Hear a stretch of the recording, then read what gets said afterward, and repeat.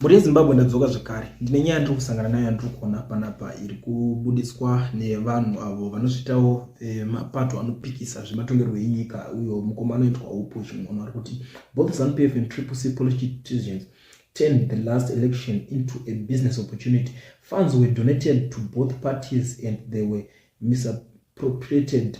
I challenge the leaders of both parties to deny this claim. I'm not addressing their bootlickers but the actual leaders.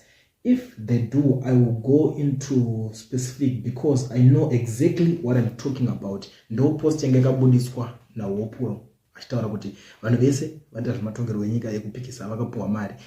Vanenge vari muruling party vacho vainzi vakapuwa mari mafunds ekunzi vakwanise kunge vachizoshandisa nezvekuita zvesarudzo.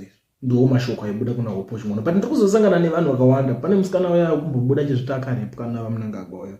Ukubuda chiti ndalegisa chinhu chavamunangagwa ndicho chiona iwe.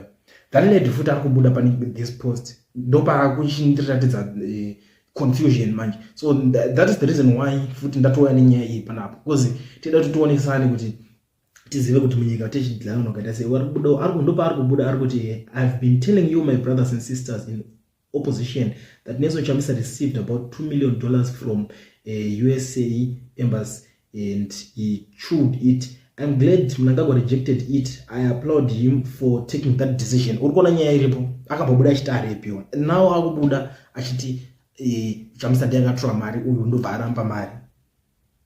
Yenigirigini. Guys, sakati nguva yese kuswera tichiudzwa nyaya dzekuzonzi ndakaripo zvakanzobudisa proof haana kuda kubudisa akuzingobuda muzona ndatoya nechinhu changu ndicho nguva yese kuona vanhu ngamabaranzi nevanhu achinyebera vanhu zvake